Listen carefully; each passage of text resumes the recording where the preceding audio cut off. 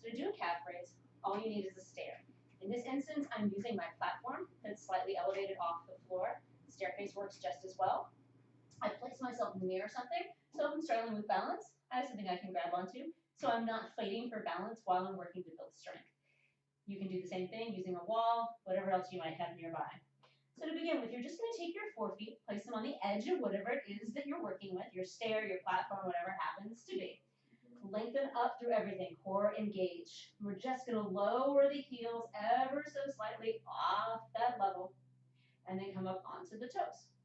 Moving nice and slow, we lower down, let the heels drop, raise back up onto the toes. Trying to keep things nice and even so we're not rolling in on the feet or rolling out on the feet. Everything stays nice and square. This can be done with weights by your sides. This can be done with a weight on your back. Wherever you want to hold something. The purpose here is really focus on the calves. I find for most people when they're starting out, they don't need any extra weight.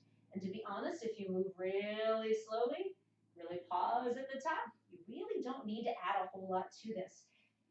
Ballerinas have the strongest calves of anyone you'll ever meet. Very few of them do calf raises with a whole lot of weight on them. They don't need it.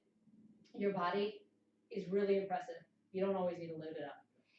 If, however, that starts to become too easy, your next step would simply be to take this to one leg. Exact same thing, but just holding the other leg someplace where it doesn't bother you. I'm a dancer, I immediately go to coupe. You don't have to take this posture. That foot can be wherever it's out of the way for you. But again, we're taking it on one foot, we're lowering the weight and coming right back up. Letting the weight drop, coming right back up. Really think about lifting and getting tall at the top. We lower down, really lift up. Now as you lower down, I said get tall at the top, but keep that lift as you lower as well. So you don't want to just dump and let everything relax. That gets real sloppy.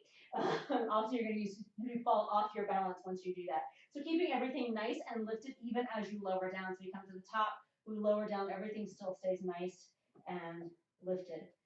So nice full range of motion. If you're not dropping down enough, come back a little farther so you get a little bit more stretch there. So you get that full stretch at the bottom, full engagement at the top. These are calf raises.